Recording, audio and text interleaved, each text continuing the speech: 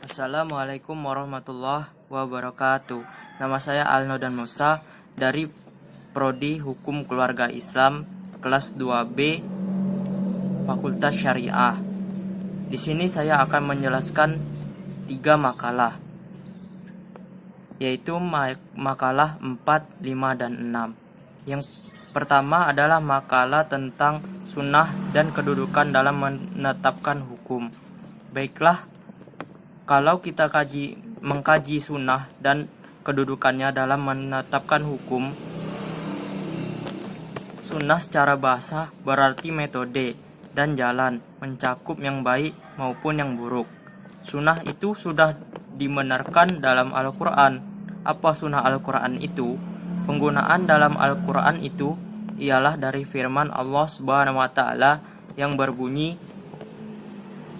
dalam surat Al-Isra ayat 77 dan surat Al-Fatah ayat 23 dan banyak yang lainnya.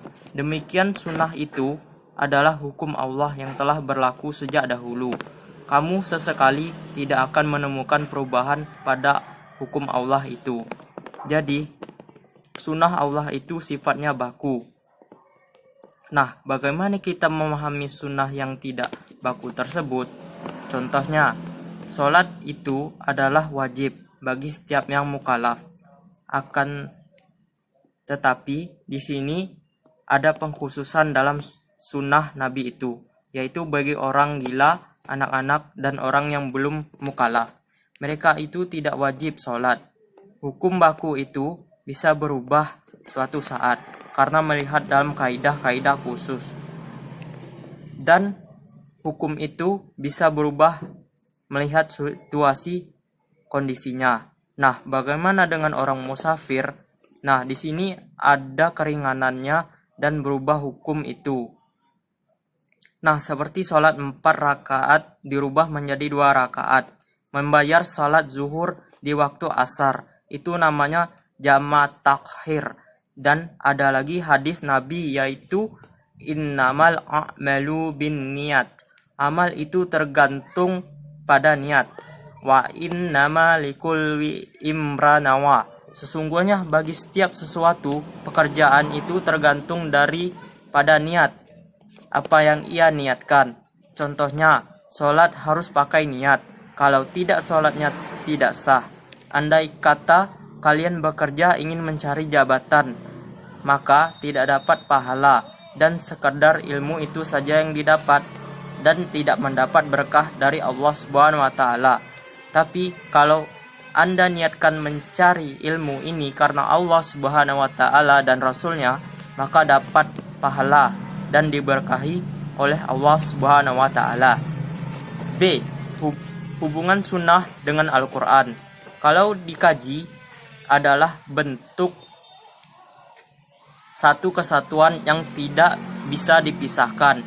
Ya, kenapa Al-Quran itu sebagai sumber hukum Islam yang pertama, sedangkan sunnah sumber hukum Islam yang kedua?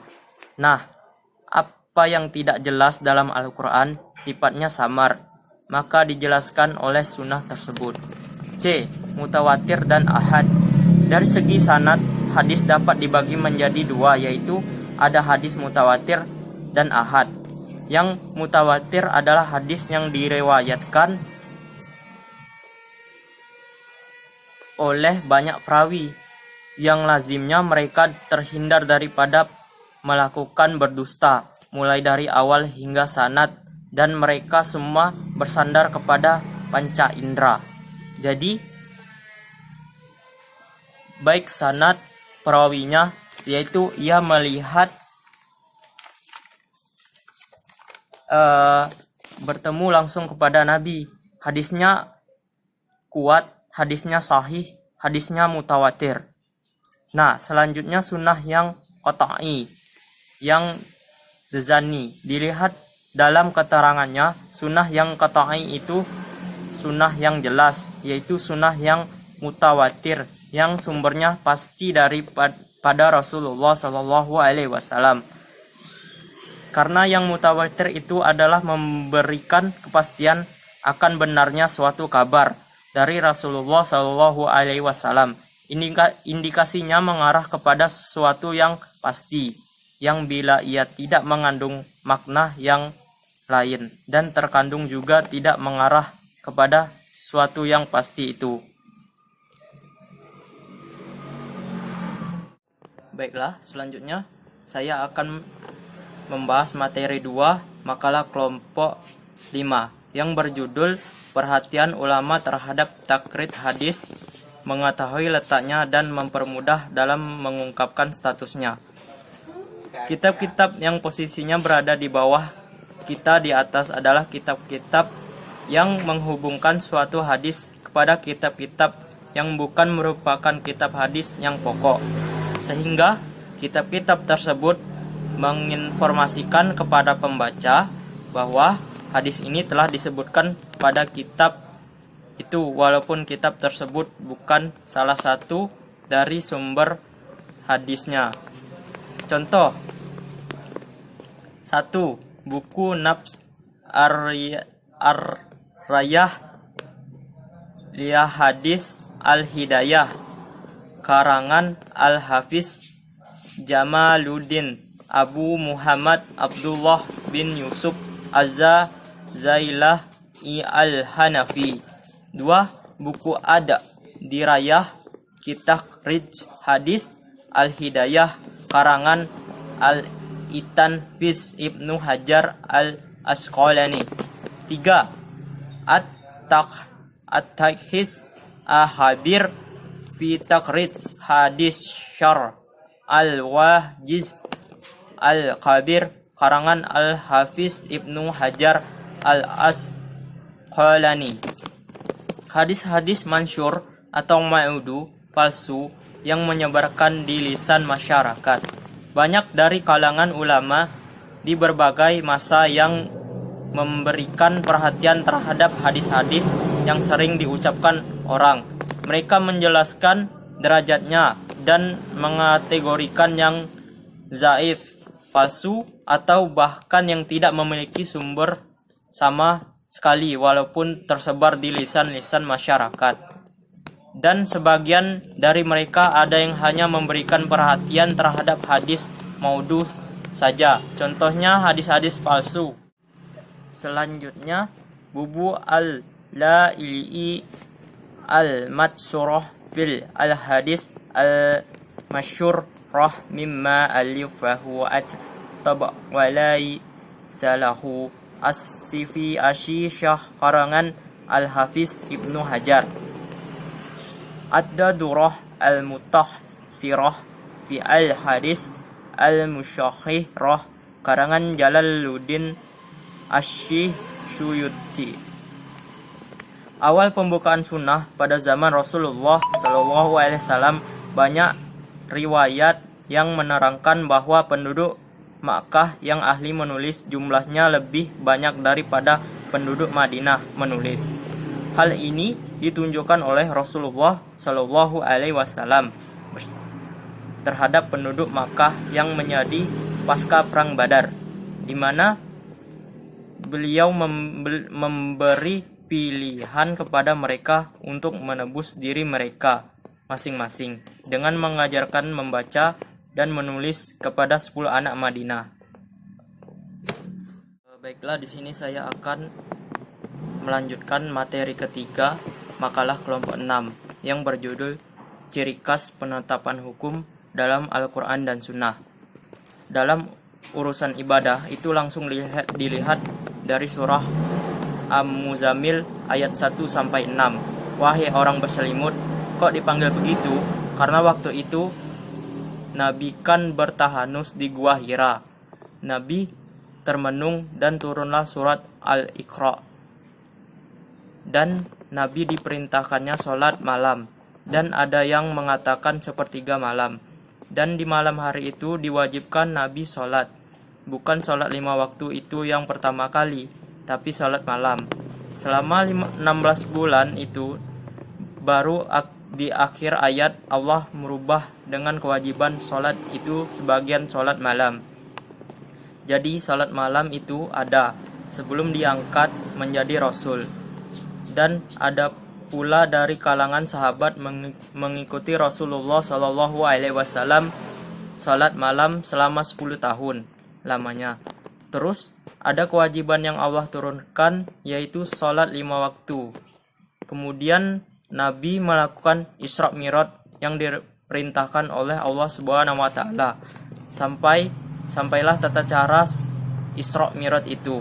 Nah, jadi diturunkan kepada Nabi surat Al-Mu'minun ayat 1 sampai 2, yaitu sungguh beruntunglah orang yang beriman, yaitu orang yang suka dalam sholatnya.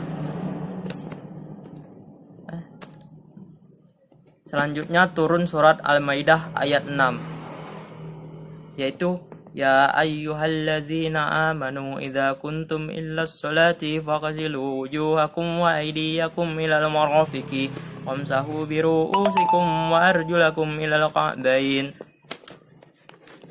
Baiklah, ciri khas penetapan hukum dalam muamalah. Sebenarnya urusan muamalah ini larangan berbuat curang takaran dalam timbangan, termasuk masalah yang berkaitan dengan muamalah. Ini sejarahnya setelah hijrah Nabi Shallallahu Alaihi Wasallam ke Madinah, dan begitu juga An-Nasai dan Ibnu Majah meriwayatkan dari jalur Abin Husain bin Wahi. Dan ketika itu Nabi tiba di Madinah, merupakan orang-orang paling buruk dan paling banyak nakal dalam masalah perdagangan. Contohnya dalam takaran, menukar, dan masalah timbangan. Dan setelah itu Nabi menerima wahyu dari Tuhan yang Allah turunkan surat Al-Mutaffifin ayat 1. Dan bunyi ayat tersebut, wailul lil mutaffifin, celakalah bagi orang yang mencurang dalam masalah ekonomi. Sekarang masalah keluarga. Masalah keluarga itu kan ada ayat tujuan mengatakan tabiul narai li arba'in fankihu matobalakum minan nisa masra wasullasa warba fa'in kiftum ala fawaidah.